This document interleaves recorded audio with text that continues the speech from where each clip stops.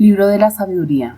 La sabiduría y el destino humano, capítulo 1. Exhortación a amar la justicia. Amen la justicia, ustedes los que gobiernan la tierra, y piensen rectamente acerca del Señor, y búsquenlo con sencillez de corazón, porque Él se deja encontrar por los que no lo tientan, y se manifiesta a los que no desconfían de Él. Los pensamientos tortuosos apartan de Dios, y el poder puesto a prueba confunde a los insensatos. La sabiduría no entra en un alma que hace el mal, ni habita en un cuerpo sometido al pecado, porque el Santo Espíritu, el educador, huye de la falsedad, se aparta de los razonamientos insensatos y se siente rechazado cuando sobreviene la injusticia.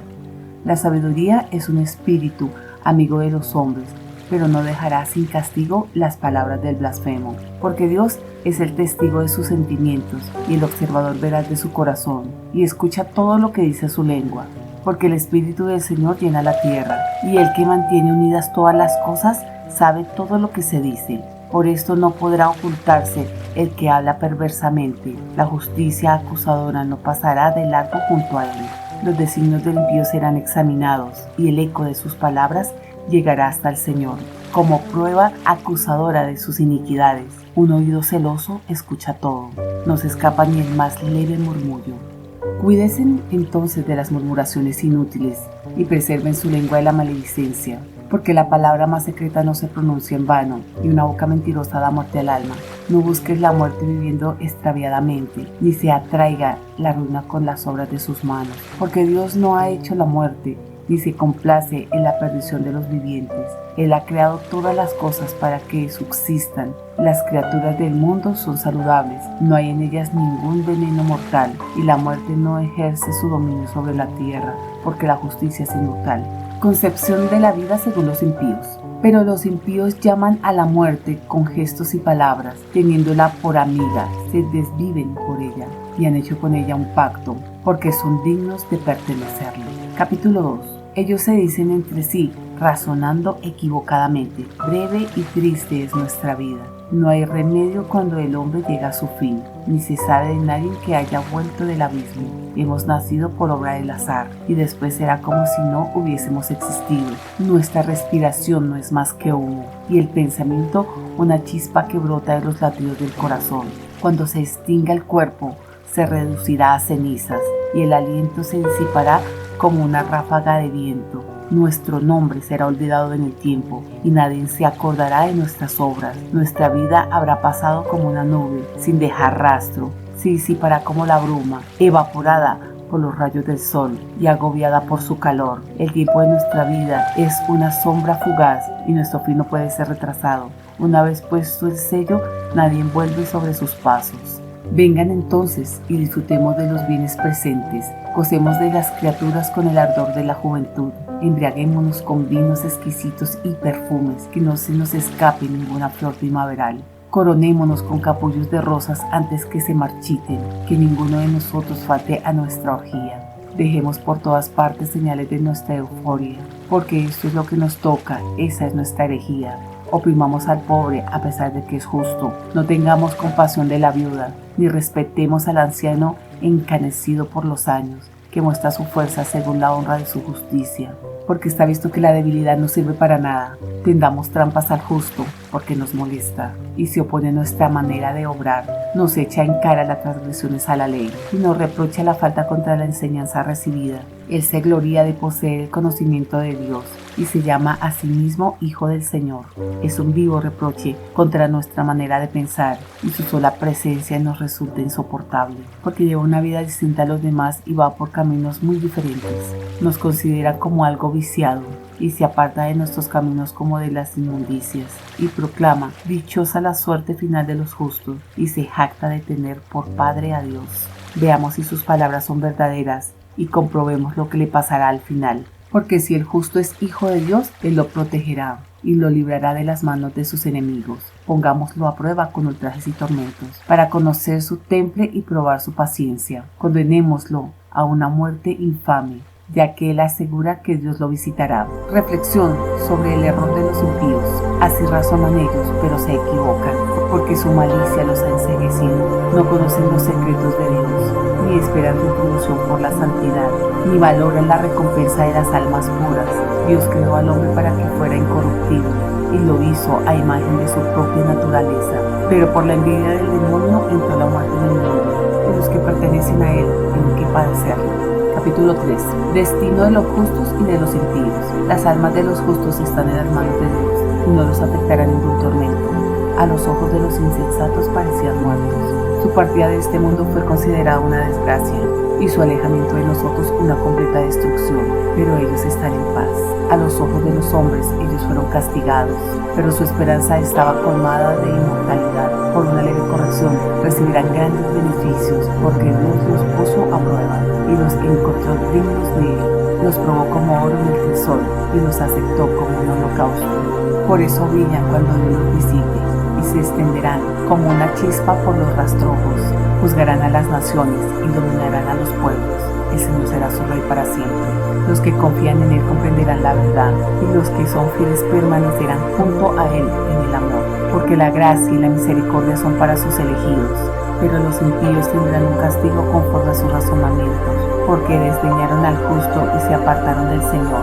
El que desprecia la sabiduría y la enseñanza es un desdichado, vana su esperanza, inútiles sus razonamientos, infructuosas sus obras, sus mujeres son insensatas, y sus hijos perversos, y su descendencia maligna. La verdadera fecundidad. Feliz en cambio la mujer estéril, que no se ha manchado, la que no tuvo relaciones ilícitas. Ella dará frutos cuando Dios visite las almas. Feliz también el eunuco, que no cometió ninguna iniquidad, ni tuvo pensamientos perversos contra el Señor. Por su fidelidad se le dará una gracia especial, una herencia muy deseable en el templo del Señor, porque es glorioso el fruto de los trabajos honestos, e inefable la raíz de la sabiduría. Pero los hijos de los adúlteros no llegarán a su madurez, y la descendencia de una unión ilegítima desaparecerá. Aunque vivan mucho tiempo, serán temidos como nada, y al final su vejez será deshonrosa. Así mueran pronto, no tendrán esperanza, ni consuelo en el día del discernimiento, porque es penoso el fin de una raza injusta. Capítulo 4. Es mejor no tener hijos y poseer la virtud, porque ella deja un recuerdo inmortal, ya que es reconocida por Dios y por los hombres. Cuando está presente se le imita, cuando está ausente se le echa de menos. En la eternidad triunfa ceñido de una corona, vencedora en una lucha por premios intachables. En cambio, la numerosa descendencia de los impíos no servirá de nada, nacida de brotes bastardos, no echará raíces profundas, ni se establecerá sobre un suelo firme, aunque por un tiempo crezcan sus ramas. Al no estar bien arraigadas, serán sacudidas por el viento y arrancadas de raíz por la violencia del vendaval, y sus ramas serán quebrantadas cuando todavía estén tiernas. Sus frutos serán inservibles, no están maduros para ser comidos, ni presentarán ninguna utilidad, porque los hijos nacidos de uniones culpables atestiguan contra la maldad de sus padres cuando se les examina. El fin prematuro del justo. El justo, aunque tenga un fin prematuro, gozará del reposo. La vejez honorable no consiste en vivir mucho tiempo, ni se mide por el número de años. Los cabellos blancos del hombre son la prudencia, y la edad madura una vida intachable, porque se hizo agradable a Dios.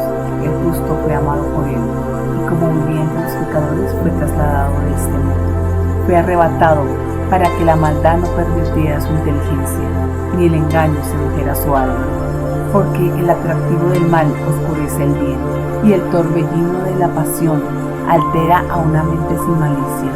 Llegado a la perfección en poco tiempo, alcanzó la plenitud de una larga vida. Su alma era agradable al Señor, por eso Él se apresuró a sacarlo del medio de la maldad. La gente ve esto y no lo comprende, ni siquiera se les pasa por la mente, porque los elegidos del Señor encuentran gracia y misericordia, y que Él interviene a favor de sus santos. El justo que muere condena a los impíos que viven, y a una juventud que alcanza pronto la perfección. Reprueba la larga vejez del justo.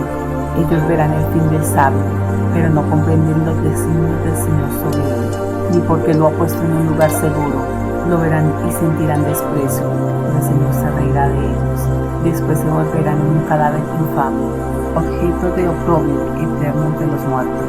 El Señor los precipita de cabeza sin que puedan hablar, los arrancará de sus cimientos y serán completamente exterminados. Quedarán sumidos en el dolor, y desaparecerá hasta su recuerdo. El desconcierto de los impíos en el juicio. Cuando se haga el recuento de sus pecados, llegarán atemorizados y sus iniquidades se levantarán contra ellos para acusarlos. Capítulo 5. Entonces el justo se mantiene en pie, completamente seguro frente a aquellos que lo oprimieron y despreciaron sus padecimientos. Ellos, al verlo, serán presa de un terrible temor y quedarán desconcertados por lo imprevisto de su salvación. Llenos de remordimientos lanzarán gemidos y se dirán unos a otros con el espíritu angustiado: este es el que antes poníamos en ridículo y convertíamos en objeto de escarnio. Insensatos nosotros, su vida nos pareció una locura y su fin una ignominia. Como ha sido incluido entre los hijos de Dios y participa de la herencia de los santos, qué lejos nos apartamos del camino de la verdad. La luz de la justicia nunca nos ha iluminado, ni el sol ha sido para nosotros. Nos hemos hartado de los senderos del mal y de la perdición. Hemos atravesado desiertos sin caminos, pero no hemos conocido el camino del Señor. ¿De qué nos sirve nuestra arrogancia? ¿De qué nos sirvió jactarnos de las riquezas? Todo eso se desvaneció como una sombra, como una noticia fugaz, como una nube que cursa el mar agitado, sin que pueda descubrirse la huella de su paso, ni la estela de su quilla entre las olas, o como un pájaro que vuela por el aire sin dejar rastro de su trayecto. Él golpea la brisa con el látigo de sus plumas, y la corta con un agudo silbido. Se abre camino batiendo las alas, y después no queda ni una señal de su paso, o como una flecha arrojada hacia el blanco. El aire desplaza y vuelve enseguida a su lugar, y se ignora el camino que ella siguió. Así también nosotros desaparecemos apenas nacidos, y no tenemos para mostrar ninguna señal de virtud, porque nos hemos consumido en nuestra maldad. Sí, la esperanza del impío es como brisna llevada por el viento, como espuma ligera arrastrada por el huracán. Ella se disipa como el humo por el viento, se desvanece como el recuerdo del huésped de un día. El porvenir glorioso de los justos, pero los justos viven para siempre, y su recompensa está con el Señor. El Altísimo se preocupa de ellos. Por eso recibirán la espléndida realeza y la hermosa diadema de las manos del Señor, porque Él los protegerá con su mano derecha y los defenderá con su brazo. Tomará su celo por armadura y armará a la creación para vengarse de sus enemigos. Vestirá como coraza la justicia, ceñirá como un casco el juicio inefable, tomará como escudo su santidad invencible, afilará como espada su ira inexorable. Y el universo luchará a su lado contra los insensatos. Los rayos dispararán como disparos certeros de las nubes, como de un arco bien tenso, volarán hacia el blanco. Una ballesta arrojada, una furiosa granizada. Las olas del mar se encresparán contra ellos, y los ríos los sumergirán sin piedad. Un viento impetuoso se levantará contra ellos, y los aventará como un huracán. Así la iniquidad devastará toda la tierra, y la maldad derribará los tronos de los poderosos. Naturaleza y actividad de la sabiduría. Capítulo 6. Exhortación a buscar la sabiduría. Escuchen reyes y comprendan. Aprendan jueces de los confines de la tierra. Presten atención los que dominan multitudes y están orgullosos de muchedumbre de naciones, porque el Señor les ha dado el dominio y el poder lo ha recibido del Altísimo. Él examinará las obras de ustedes y juzgará sus designios, ya que ustedes, siendo ministros de su reino, no han gobernado con rectitud, ni han respetado la ley, ni han obrado según la voluntad de Dios. Él caerá sobre ustedes en forma terrible y repentina, ya que un juicio inexorable espera a los que están arriba.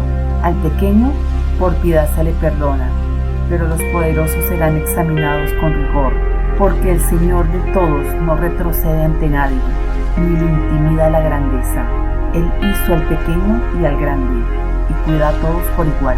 Pero los poderosos serán severamente examinados, y a ustedes soberanos se dirigen mis palabras, para que aprendan la sabiduría y no incurran en falta.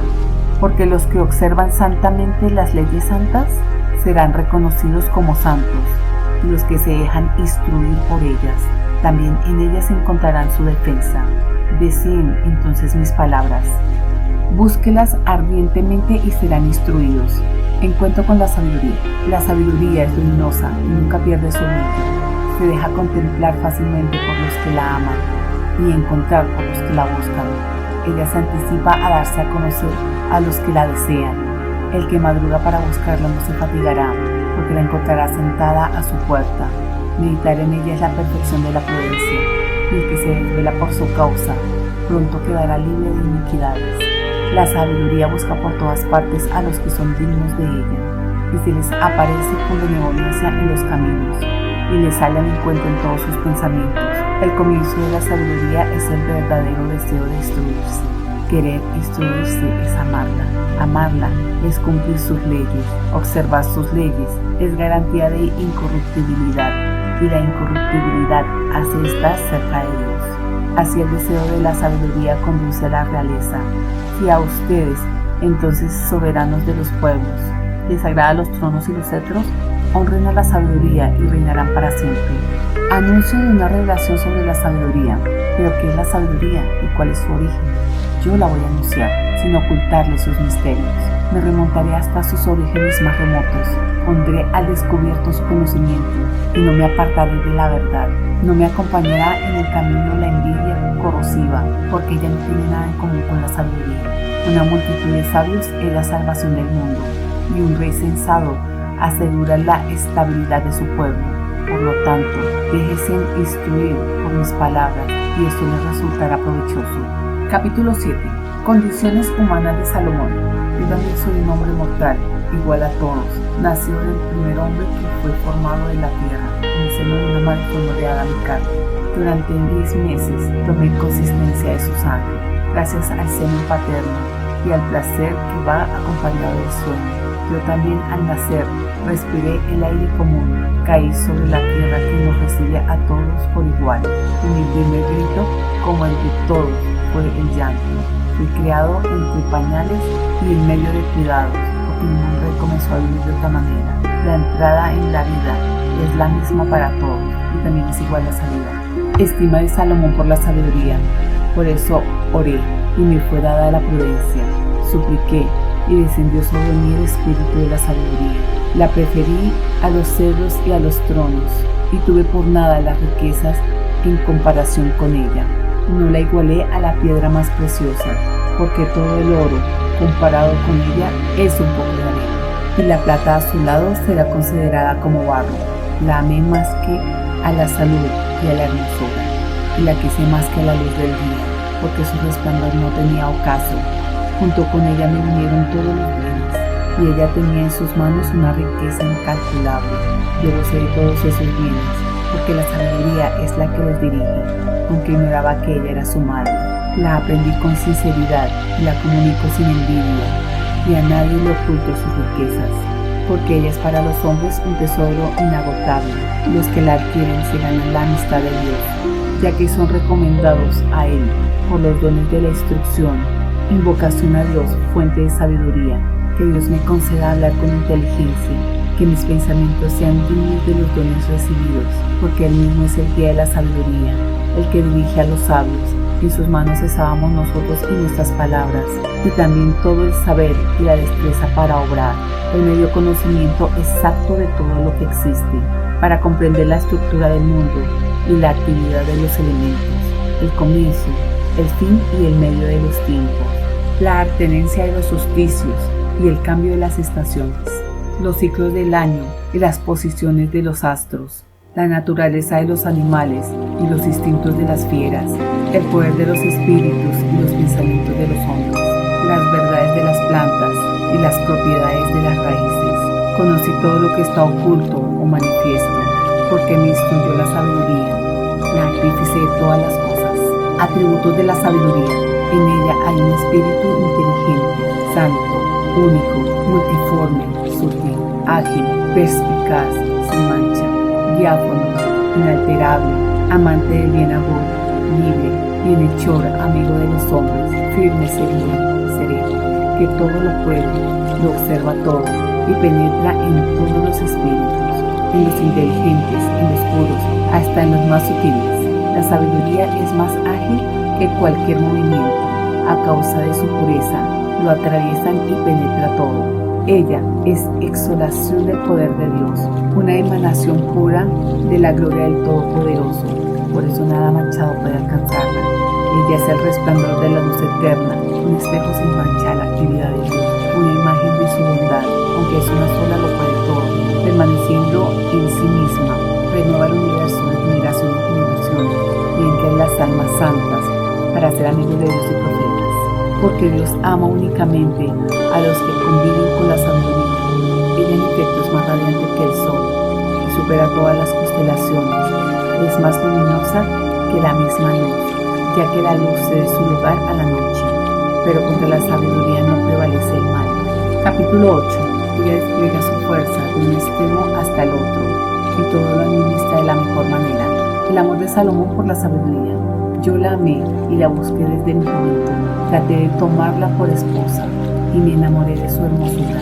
Su intimidad con Dios hace resaltar la nobleza de su origen, porque la amó el Señor de todas las cosas. Está iniciada en la ciencia de Dios y es ella la que elige sus obras. Si la riqueza es un bien deseable en la vida, ¿qué cosa es más rica que la sabiduría que todo lo hace? Si la prudencia es la que obra, ¿quién más que ella es artífice de todo lo que existe? ¿Amas la justicia? El fruto de sus esfuerzos son las virtudes, porque ella enseña la templanza y la prudencia, la justicia y la fortaleza. Y nada es más útil que esto para los hombres en la vida. ¿Deseas además tener mucha experiencia? Ella conoce el pasado y puede prever el porvenir. Interpreta las máximas y descifra los enigmas. Conoce de antemano las señales y los prodigios, la sucesión de las épocas y de los tiempos. La sabiduría, indispensable para los soberanos. Yo decidí tomarla por compañera de mi vida, sabiendo que ella sería mi consejera para el bien, y me aliento en las preocupaciones y la tristeza. Gracias a ella, alcanzaré gloria entre la gente, y aun siendo joven seré honrado por los ancianos. Me encontrarán perspicaz en el ejercicio de la justicia, y seré admirado en presencia de los grandes. Si me callo, estarán a la expectativa, y si hablo me prestarán atención. Si mi discurso se prolonga, permanecen en silencio. Gracias a ella, alcanzaré la inmortalidad y dejaré a la posteridad un recuerdo eterno. Gobernaré a los pueblos y las naciones me estarán sometidas. Terribles tiranos quedarán aterrados al oír hablar de mí. Me mostraré bondadoso con mi pueblo y valiente en la guerra. Al volver a mi casa descenderé junto con ella, porque su compañía no me causa amargura, ni dolor su intimidad, sino solo placer y alegría. La sabiduría don de Dios.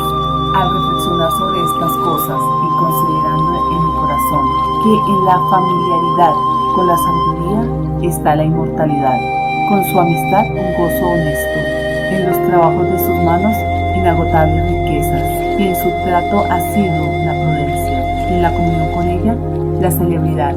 Vivo por todas partes tratando de poseerla. Era un muchacho naturalmente bueno y había recibido un alma bondadosa. Como alguien siendo bueno, vine a un cuerpo sin mancha, pero comprendiendo que no podía obtener la sabiduría si Dios no me la concedía. Y ya era un designio de prudencia saber de quién venía esta gracia. Me dirigí al Señor y le supliqué, diciéndole de todo corazón. Capítulo 9. Oración para obtener la sabiduría.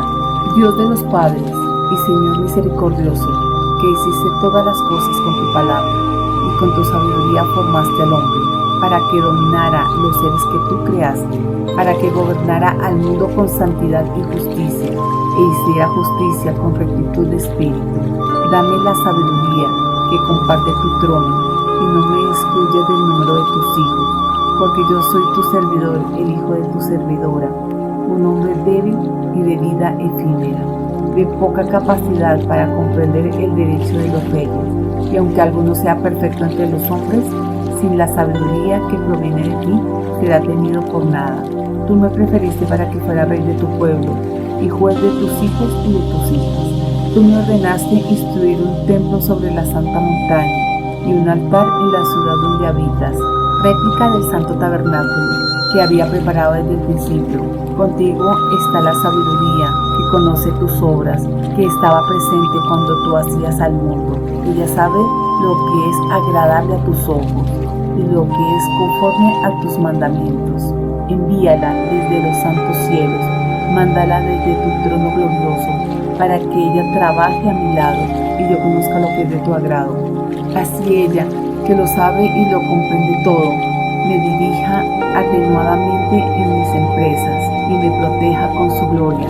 entonces mis obras te agradarán, y yo gobernaré a tu pueblo con justicia, y seré digno del trono de mi Padre. ¿Qué hombre puede conocer los designios de Dios y hacerse una idea de lo que quiere el Señor? Los pensamientos de los mortales son insignios y sus reflexiones precarias, porque un cuerpo corruptible pesa sobre el alma que está morada de arcilla, oprime a la mente con muchas preocupaciones. Nos cuesta conjeturar lo que hay sobre la tierra, y lo que está a nuestro alcance lo descubrimos con esfuerzo. Pero, ¿quién ha explorado lo que está en el cielo? ¿Y quién habría conocido tu voluntad si tú mismo no hubieras dado la sabiduría y enviado desde lo alto tu Santo Espíritu? Así se enderezaron los caminos de los que están sobre la tierra. Así aprendieron los hombres lo que te agrada, y por la sabiduría fueron salvados. La acción de la sabiduría. Meditación sobre el Éxodo, capítulo 10. Desde Adán hasta Noé, ella protegió al primero que fue formado, al Padre del mundo, que estaba solo cuando fue creado. Lo libró de su propia caída y le dio la fuerza para dominar todas las cosas, pero por un injusto que por su ira se apartó de ella, pereció a causa de su furia fratricida.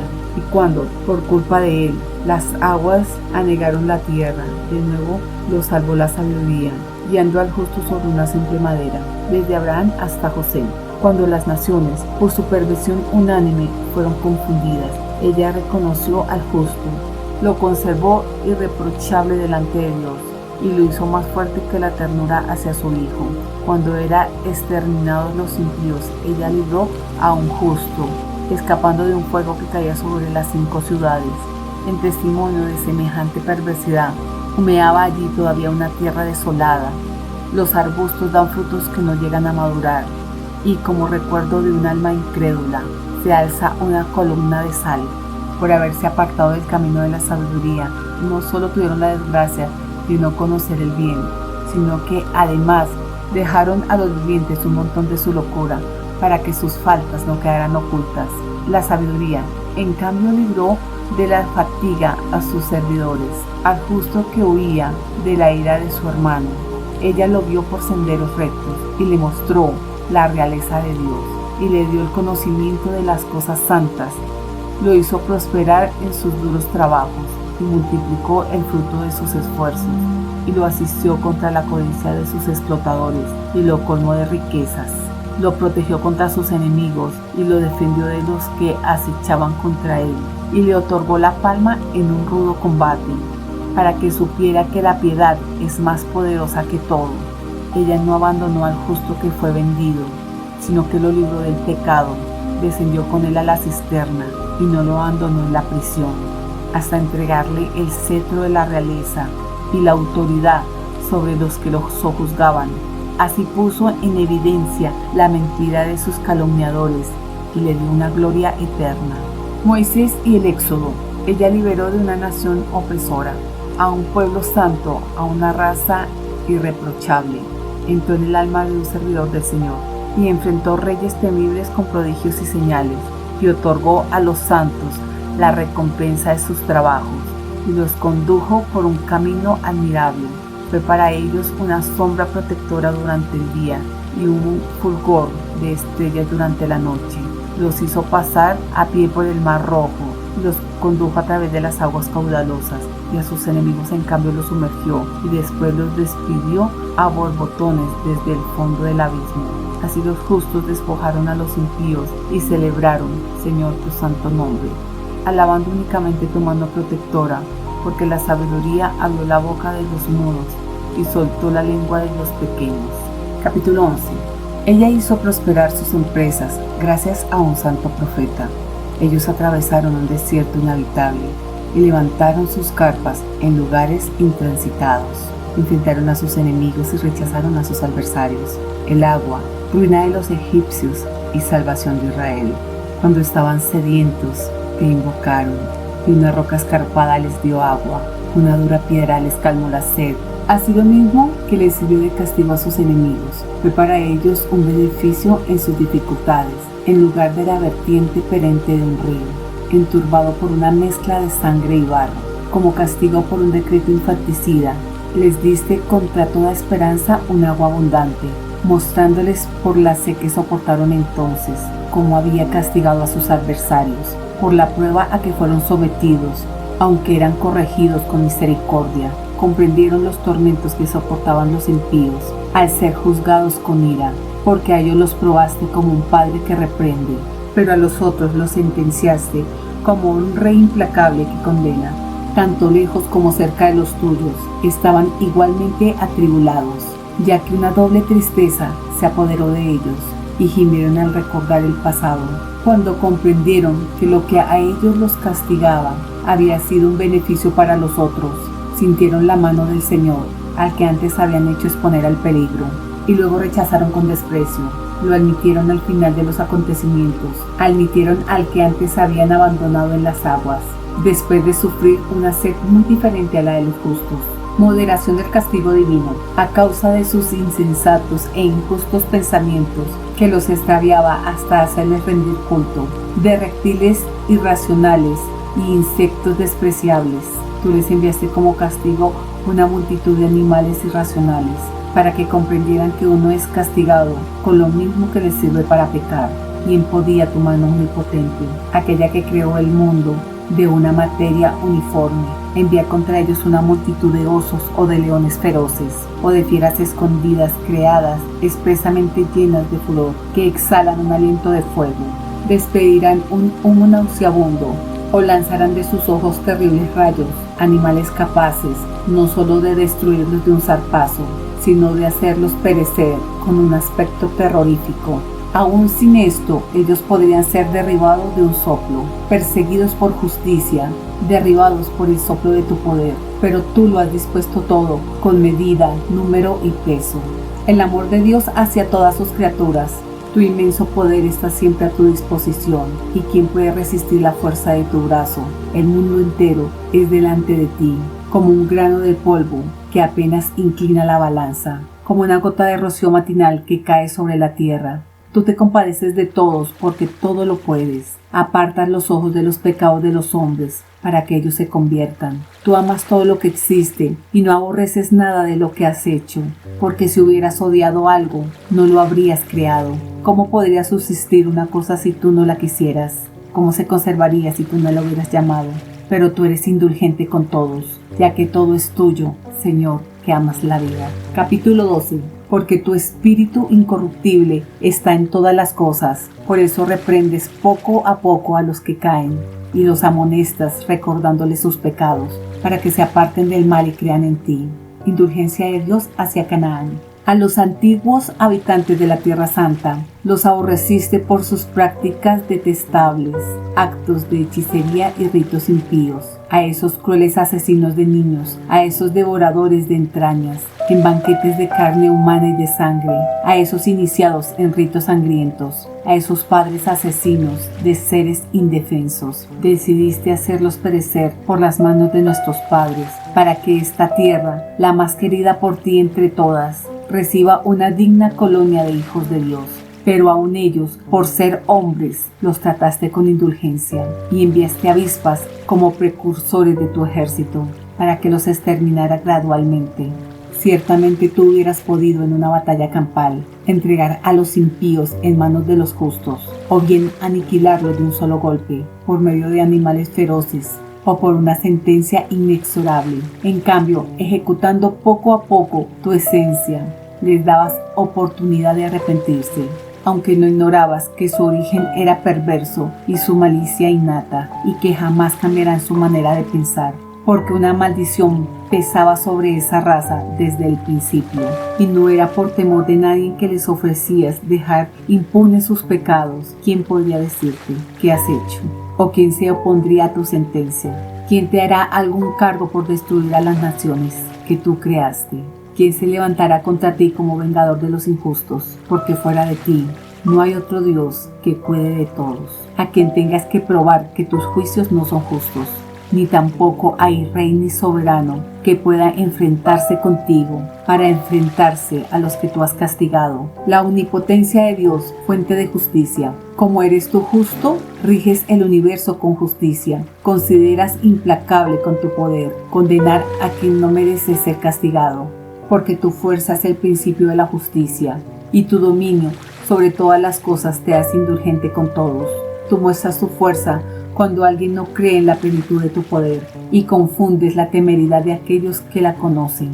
Pero como eres dueño absoluto de tu fuerza, juzgas con serenidad y nos gobiernas con gran indulgencia, porque con solo quererlo puedes ejercer tu poder. La moderación de Dios, ejemplo para su pueblo. Al obrar así, tú enseñaste a tu pueblo que el justo debe ser amigo de los hombres y colmaste a tus hijos de una feliz esperanza. Porque después del pecado das lugar al arrepentimiento. Si a los enemigos de tus hijos, que eran reos de muerte, los castigaste con tanta consideración y miramiento, dándoles el tiempo y el lugar para apartarse de su maldad, ¿con cuántas más precauciones habrás juzgado a tus hijos, tú, que con juramento y alianzas hiciste a sus padres tan magníficas promesas? Así, también castigas a nuestros enemigos, con moderación, nos instruyes a fin de que al juzgar a otros recordemos tu bondad y al ser juzgados contemos con tu misericordia. El castigo después de la misericordia. Por eso, a los que en su locura habían llevado una vida injusta, los atormentaste con sus propias abominaciones, porque se habían extraviado demasiado lejos por los caminos del error, tomando por dioses a los animales más viles y despreciables, y dejándose engañar como niños sin juicio. Entonces, como a niños que no razonan, les enviaste un castigo irrisorio. Para aquellos que no se enmendaron, con esa corrección irrisoria, soportarán el juicio digno de Dios, exasperados por los animales que los hacían sufrir, y viéndose castigados por aquellos a quienes tenían por dioses. Reconocieron como Dios verdadero, al que antes se negaban a reconocer. Por eso, se abatió sobre ellos todo el rigor de la condena. Es así que cayó sobre ellos el peor de los castigos. Capítulo 13. El culto de las fuerzas de la naturaleza. Si vanos por naturaleza son todos los hombres que han ignorado a Dios, los que a partir de las cosas visibles no fueron capaces de reconocer a aquel que es, y al considerar sus obras no reconocieron al artífice. En cambio tomaron por dioses lectores del universo, al fuego, al viento, al aire sutil, a la bóveda estrellada, al agua impetuosa o a los astros luminosos del cielo. Ahora bien, si fascinados por la hermosura de estas cosas ellos las consideraron como dioses, piensen cuánto más excelente es el Señor de todas ellas, ya que el mismo autor de la belleza es el que las creó. Y si quedaron impresionados por su poder y energía, comprendan a partir de ellas cuánto más poderoso es el que las formó, porque a partir de la grandeza y hermosura de las cosas se llega, por analogía, a contemplar a su autor. Sin embargo, estos hombres no merecen una grave reprensión, porque tal vez se extravían buscando a Dios y queriendo encontrarlo. Como viven ocupándose de sus obras, las investigan y se dejan seducir por lo que ven.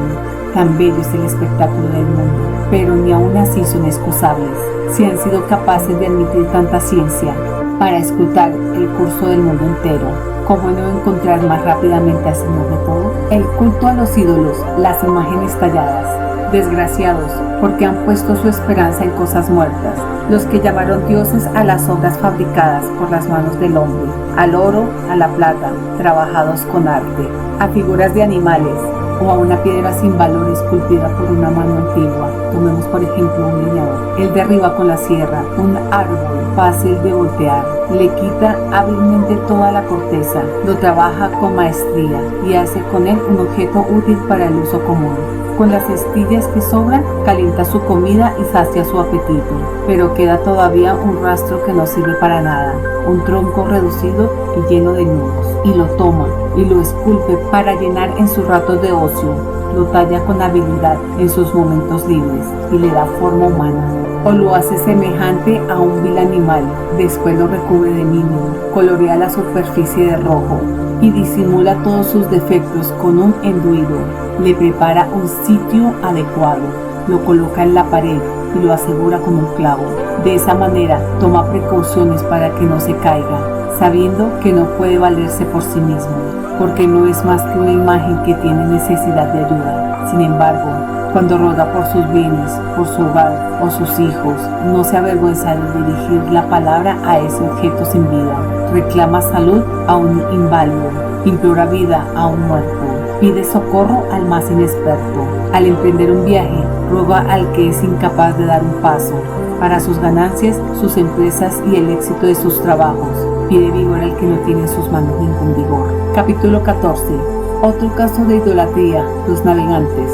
Otro se embarca, dispuesto a cursar las olas bravías, e invoca a una madera más carcomida que la nave que lo lleva, porque esa nave fue concebida por el afán de lucro y construida por la sabiduría artesanal. Pero es tu providencia, Padre, la que dirige el timón. Sí, tú has abierto camino en el mar y un sendero seguro entre las olas, mostrando así que puedes salvar de todo peligro, incluso si uno se embarca sin ninguna experiencia. Tú no quieres que las obras de tu sabiduría sean estériles. Por eso los hombres confían su vida a una simple madera y atraviesan a salvo las olas sobre una frágil embarcación.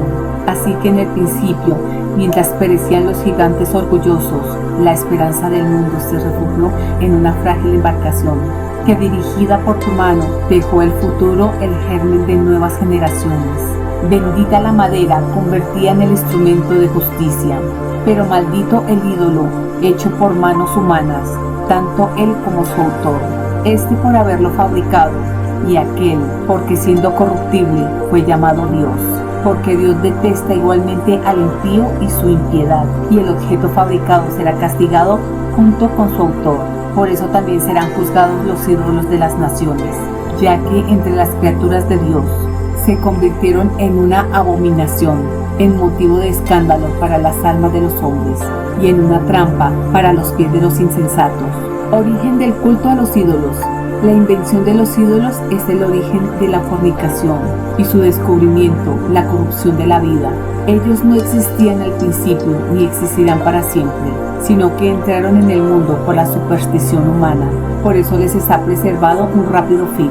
Un padre afligido por un duelo prematuro encarga una imagen de su hijo tan pronto arrebatado, al que antes no era más que un cadáver. Ahora lo honran como a un dios y transmiten a los suyos misterios y ritos. Luego, con el tiempo, esta impía costumbre es observada como ley. Asimismo, por orden de los soberanos, se rendía culto a las estatuas, como no se les podía honrar en persona a causa de la distancia. Produjeron esa figura lejana, fabricaron una imagen visible del rey que veneraban. Así se adulaba con fervor al ausente como si estuviera presente. La ambición del artista contribuyó a extender este culto, atrayendo incluso a los que ni siquiera conocían al rey. Deseoso sin duda de complacer al soberano, empleó todo su arte para hacerlo aún más hermoso de lo que era, y la gente, seducida por el encanto de la obra, convirtió el objeto de adoración al que poco antes honraban como un hombre. Y esto resultó una acechanza para los vivientes, ya que los hombres, víctimas del infortunio o de la tiranía, atribuyeron a piedras y madera el nombre incomunicable. Deplorables consecuencias de la idolatría, pero no les bastó equivocarse en el conocimiento de Dios, sino que debatiéndose en la tremenda lucha provocada por la ignorancia, ellos dan a tantos males el nombre de paz. Con sus ritos infanticidas, sus misterios ocultos, sus frenéticas orgías de costumbres extraviadas, ya no conservan puros ni la vida ni el matrimonio. Uno elimina al otro a traición o lo aflige por el adulterio.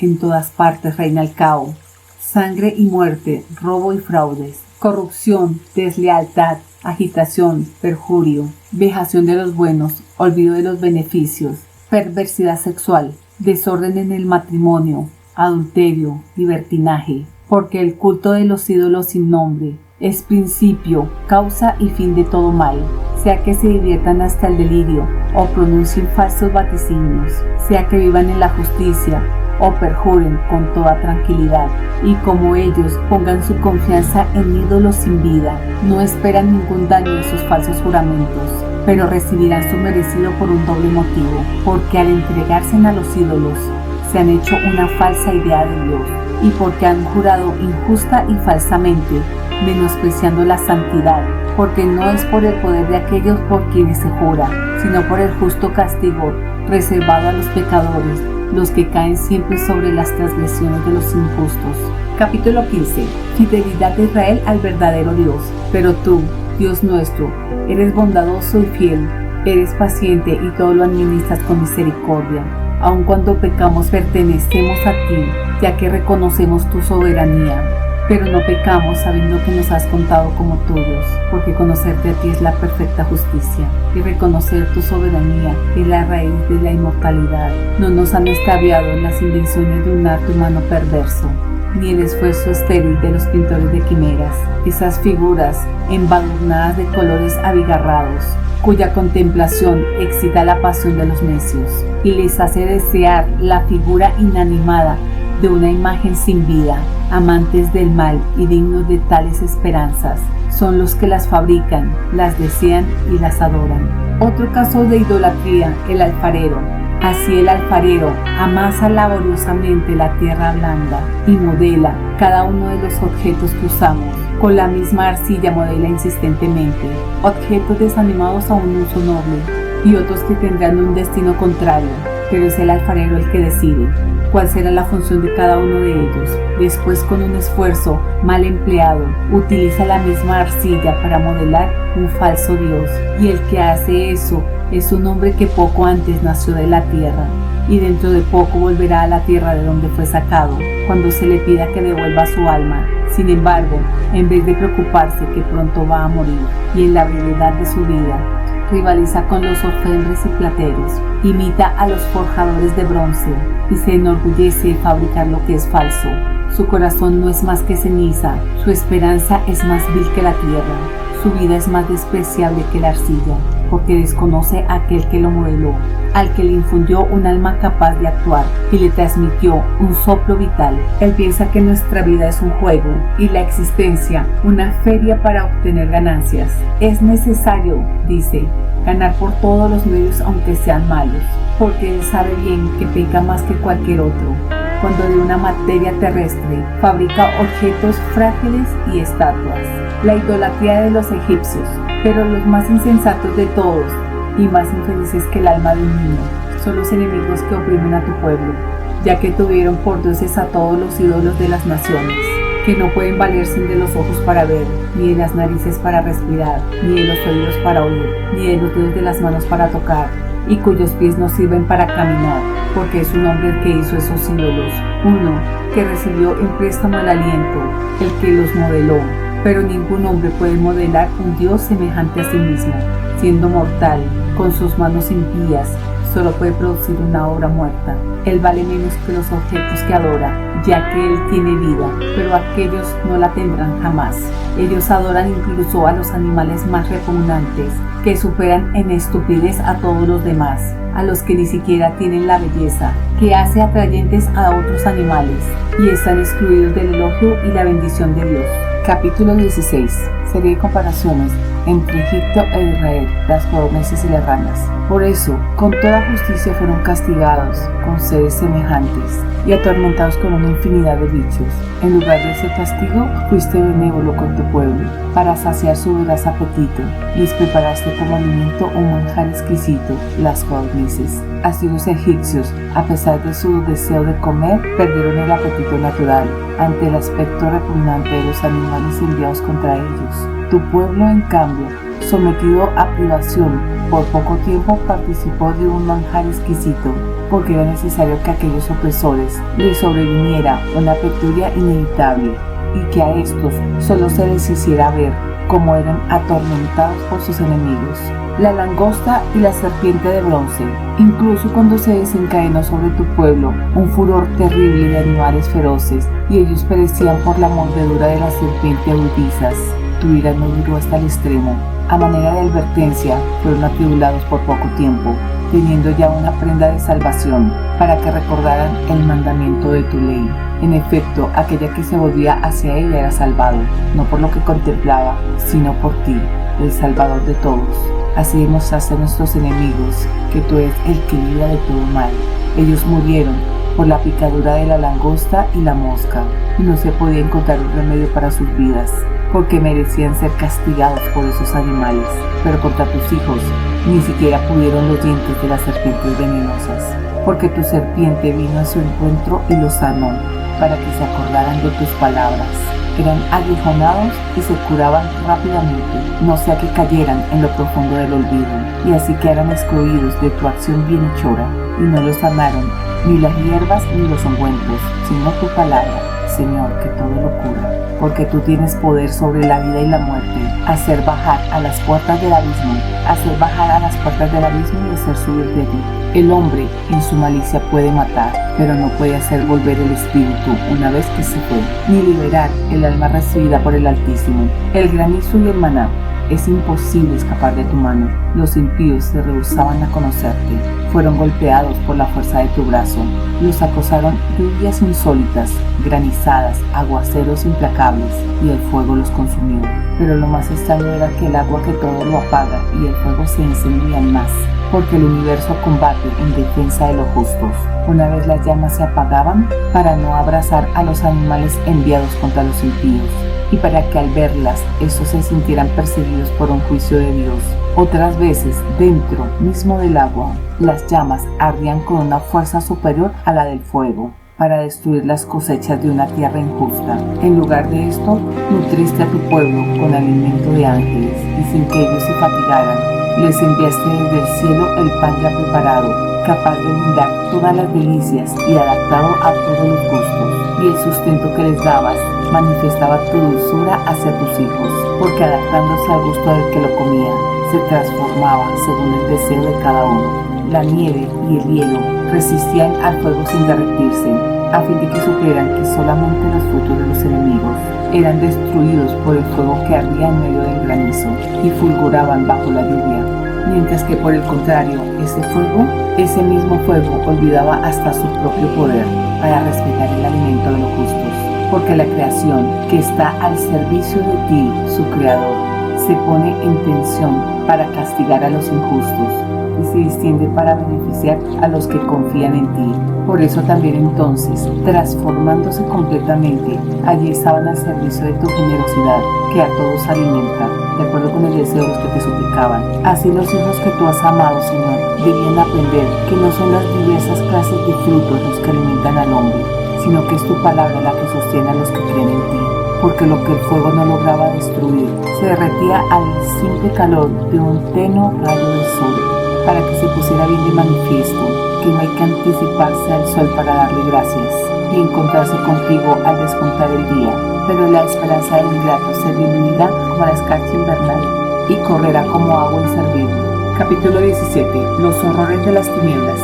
Grandes e inenarrables son tus juicios, por eso las almas ignorantes se extraviaron, porque cuando los impíos pensaban que podían oprimir a una nación santa, yacían encadenados en las tinieblas, prisioneros de una larga noche, encerrados bajo sus techos, excluidos de la providencia eterna.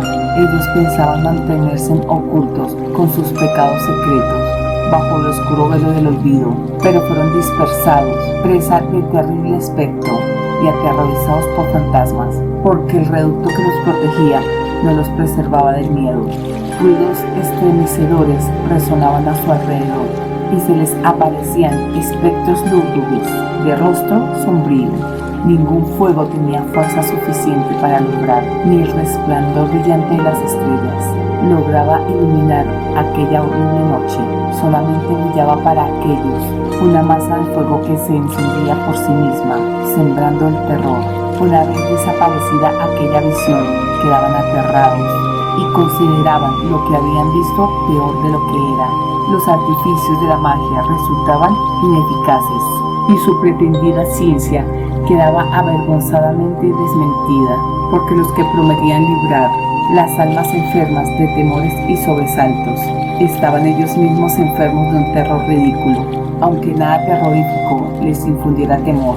Aterrorizados por el paso de los bichos y el silbido de los reptiles, se morían de miedo y hasta rehusaban mirar al aire del que nadie podía escapar, porque la maldad es cobarde y su propio testimonio la condena. Acosada por la ciencia, imagina siempre lo peor. El miedo, en efecto, no es sino el abandono de la ayuda que da la reflexión. Cuanto menos se encuentra con esa seguridad interior, cuanto más grave se considera ignorar la causa del tormento. Durante esa noche verdaderamente impotente, salí a las profundidades del abismo impotente. sumergidos en un mismo sueño. Eran perseguidos a la vez por espectros monstruosos y paralizados por el desfallecimiento de su alma, porque un terror repentino e inesperado los había invadido. Así cualquiera que caía en ese estado quedaba prisionero, encerrado en esa prisión sin hierros, ya fuera labrador o pastor, o trabajar en lugares solitarios. Al ser sorprendido tenía que soportar la ineludible necesidad, porque todos estaban atados por una misma cadena de tinieblas, y el silbido del viento, el canto melodioso de los pájaros en la arbolada, el ruido caudeloso de las aguas en su impetuoso correr, el viento, estruendo de las rocas cayendo en las avalanchas, la invisible carrera de animales encabritados, el rugido de las fieras más salvajes, el eco que retumbaba en los huecos de las montañas, todo lo llenaba de terror y los paralizaba, porque el mundo entero estaba iluminado por una luz resplandeciente y se dedicaba libremente a sus trabajos. Solamente sobre aquellos se extendía una pesada noche, imagen de las tinieblas que estaban reservadas, pero más que las tinieblas, ellos sentían el peso de sí mismos. Capítulo 18. La columna de fuego. Para tus santos brillaba una intensa luz. Los egipcios, que oían sus voces sin distinguir su figura, los consideraban dichosos porque no tenían que sufrir como ellos.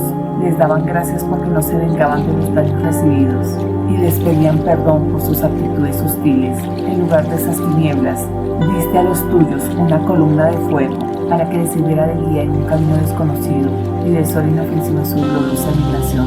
Pero parecían estar privados de la luz y prisioneros de las tinieblas, los que habían tenido cautivos a tus hijos, por quienes había de transmitirse al mundo la luz incorruptible de la ley, la muerte de los primogénitos. Como ellos habían resuelto hacer perecer a los hijos pequeños de los santos y los niños expuestos al peligro, uno solo se salvó. Para castigarlos, tú les arrebataste un gran número de sus hijos y los hiciste perecer a todos juntos en las aguas impetuosas.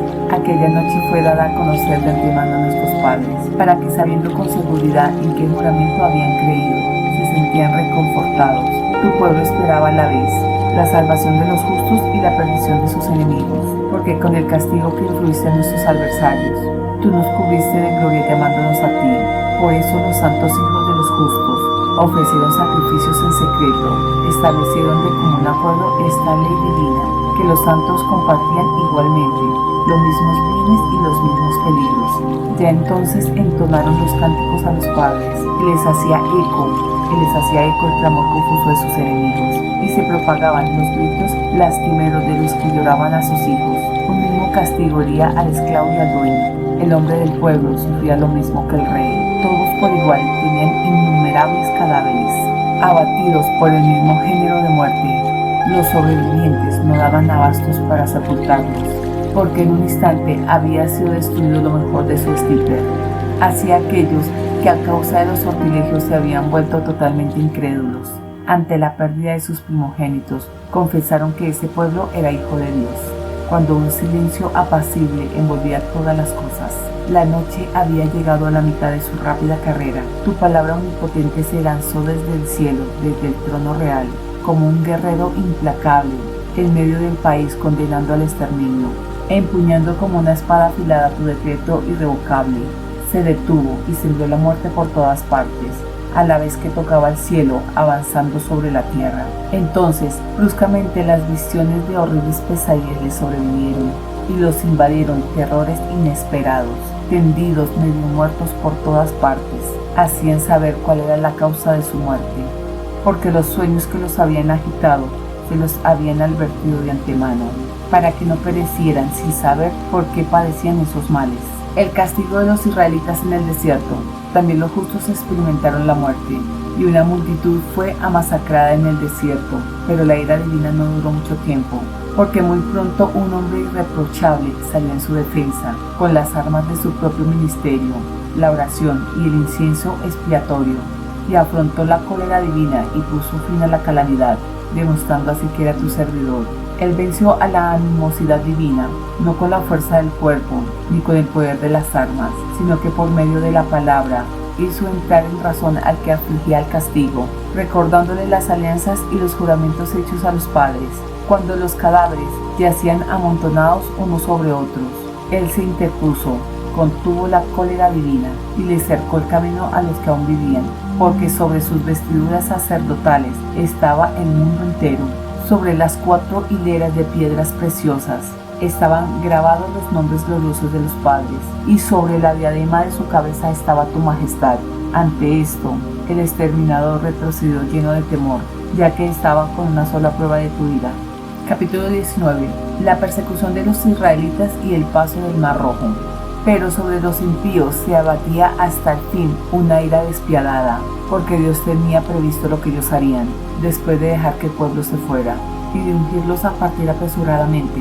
Ellos, cambiando de idea, saldrían a perseguirlos. En efecto, cuando todavía celebraban sus ritos fúnebres, se levantaban junto a las tumbas de sus muertos. Concibieron otro proyecto descabellado, a los que ellos mismos habían rogado que se fueran. Los comenzaron a perseguir como fugitivos.